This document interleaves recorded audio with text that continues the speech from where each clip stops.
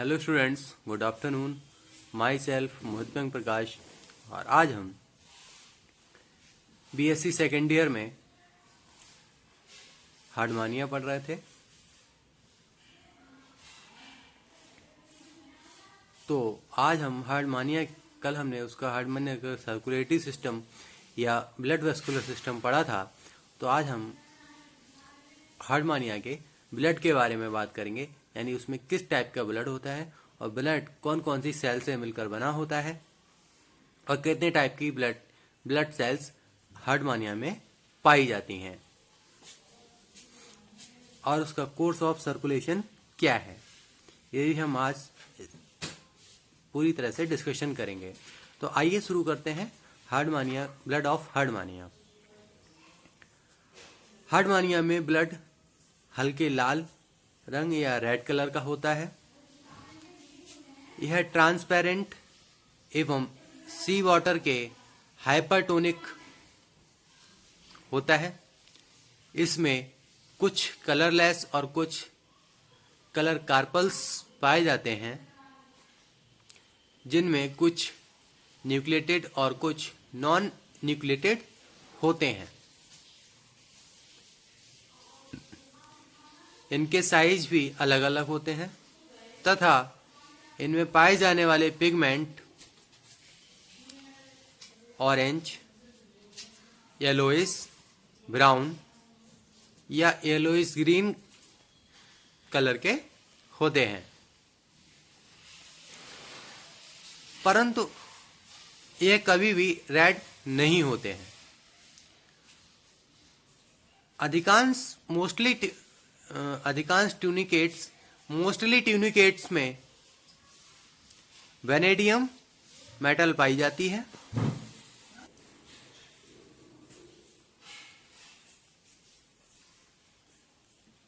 इसे ये समुद्र के पानी से लेते हैं।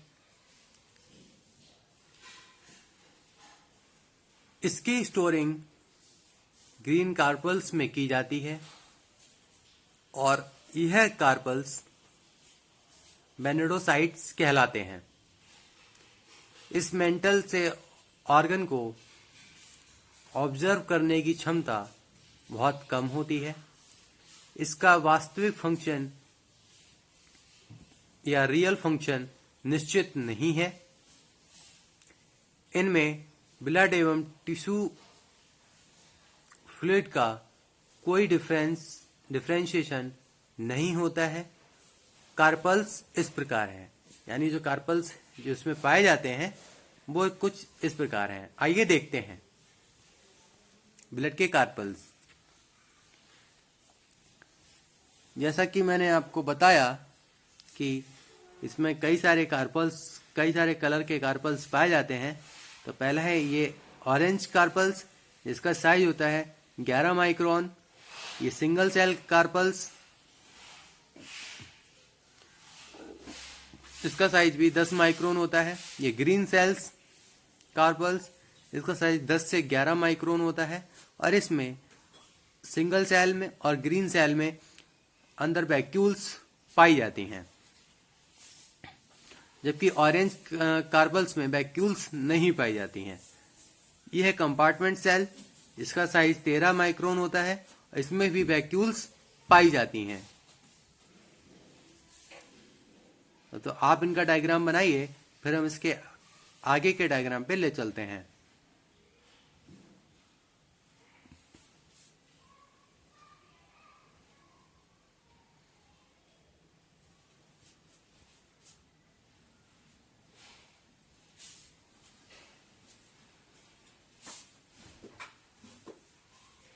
आइए, जो अगले टाइप के सेल्स हैं यानी जो कार्पल्स हैं, ठीक है, आइए अब हम उनकी बात करते हैं। देखिए, ये लार्ज इसिनोफिलस सेल्स है। इसका साइज 9 माइक्रोन होता है और इसमें इसका डायग्राम देखिए, इसमें एक्सेंट्रिक न्यूक्लियस होता है। ये हमारी ल्यूकोसाइट सेल्स है। इसका साइज 7 माइक्रोन होता है और इसमें सेंट्रल न्यूक्लियस होता है। इसमें न्यूक्लियस का साइज कैसा होगा? सेंटर में होगा और न्यूक्लियस सेंटर में प्रेजेंट होगा। दूसरे टाइप की सेल्स है अमीबॉइड सेल्स। इसका साइज 8 माइक्रोन होता है और इसमें भी न्यूक्लियस बीच में प्रेजेंट होता है।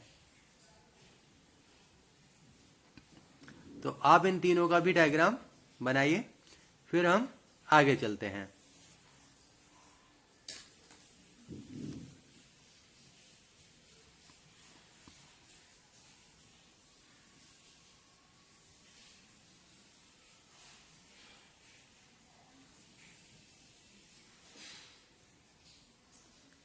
आई होप कि डायग्राम बन गया होगा। तो आइए अब हम आगे चलते हैं। आगे जो है हमारा वो है कोर्स ऑफ सर्कुलेशन। तो कोर्स ऑफ सर्कुलेशन क्या है, आइए देखते हैं। हार्डमानिया में ब्लड का फ्लो कभी भी कांस्टेंट सर्किट में नहीं होता है। इसमें हार्ट दोनों तरफ से खुला होने के कारण ब्लड का फ्लो डॉर्सल से वेंट्रल की ओर एवं वेंट्रल से डॉर्सल की तरफ होता है।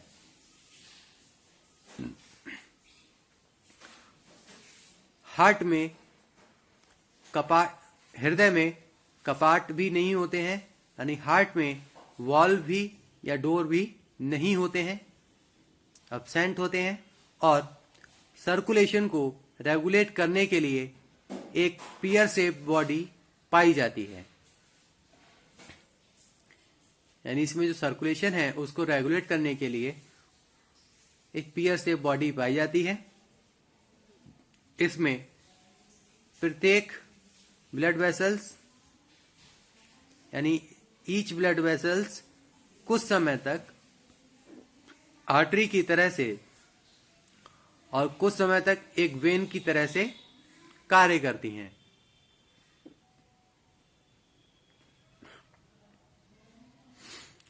ब्लड का फ्लो दोनों दिशाओं में होता है, यानी जो ब्लड फ्लो है वो दोनों डायरेक्शंस में होता है। ये नहीं कि एक ही डायरेक्शन में हो, ये दोनों डायरेक्शन में ब्लड का फ्लो होता है। हार्डमानिया का यूनिक लवर्ड है जो पूरे एनिमल किंगडम में कहीं नहीं पाया जाता है।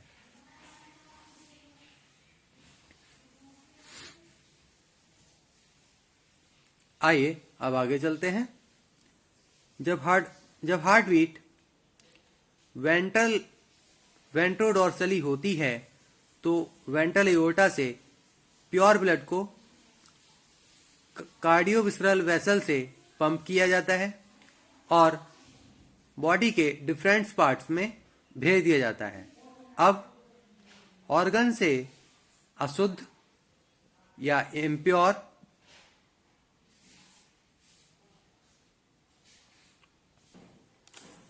रक्त या ब्लड कलेक्ट होकर ब्रैंकियोविसरल वेसल्स में पहुंचता है। यहां से इसे डॉर्सल एओर्टा में भेजा जाता है, जो इसे ट्रांसवर्स ब्रैंकियल विसरल वेसल्स की सहायता से ब्रैंकियल सैक में ले जाती हैं, जिससे यह ब्लड प्योर हो जाता है। ये साइकिल 2 से 3 मिनट तक चलती है। अचानक बीटिंग बंद हो जाती है और कुछ सेकंड का इंटरवल के बाद ब्लड का फ्लो रिवर्स डायरेक्शन में स्टार्ट होता है।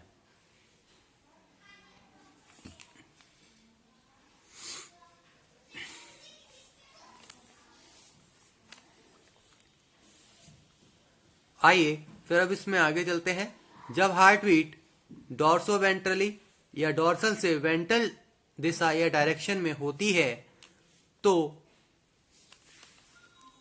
कार्डियोविसरल वेसल्स अशुद्ध रक्त या इम्प्योर ब्लड को कलेक्ट करके वेंट्रल एओर्टा में पंप कर देती है, जहां से यह बॉडी के डिफरेंट पार्ट में पंप कर दिया जाता है और कुछ ब्लड का कुछ पार्ट टेस्ट में जाता है, जो कि एक रेस्पिरेटरी ऑर्गन है। इसके बाद प्योर ब्लड या शुद्ध रक्त को ब्रैंकियल सैक एवं टेस्ट से डॉर्सल एओर्टा द्वारा कलेक्ट किया जाता है। ब्लड को बॉडी के ऑर्गन्स में डिस्ट्रीब्यूशन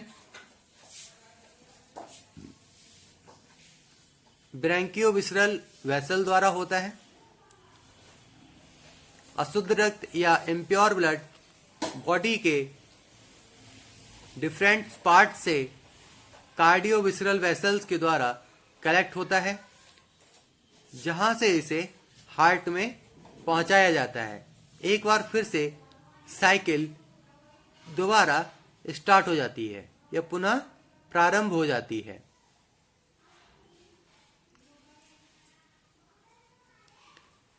आइए अब हम इसके गोनड्स के बारे में देखते हैं।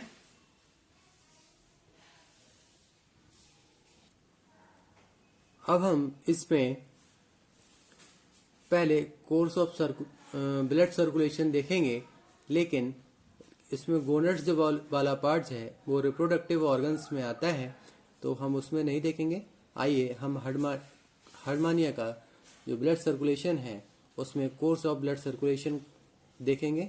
आइए उसका डायग्राम देखते हैं।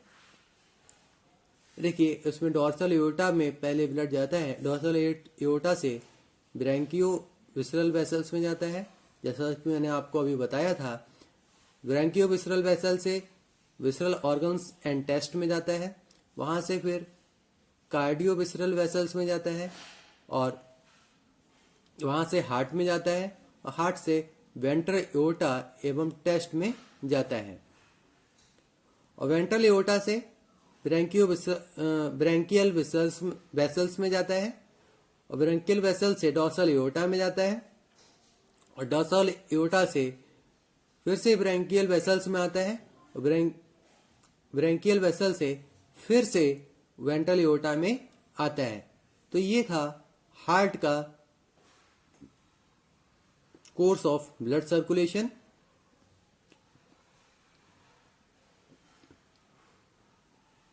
तो इसके द्वारा आज यहां पर हार्डमानिया का blood and course of blood circulation पूरा होता है। तो बच्चों, आपने ये डायग्राम देखा और इस डायग्राम को बनाया भी। तो आज के लिए बस इतना ही। Thank you.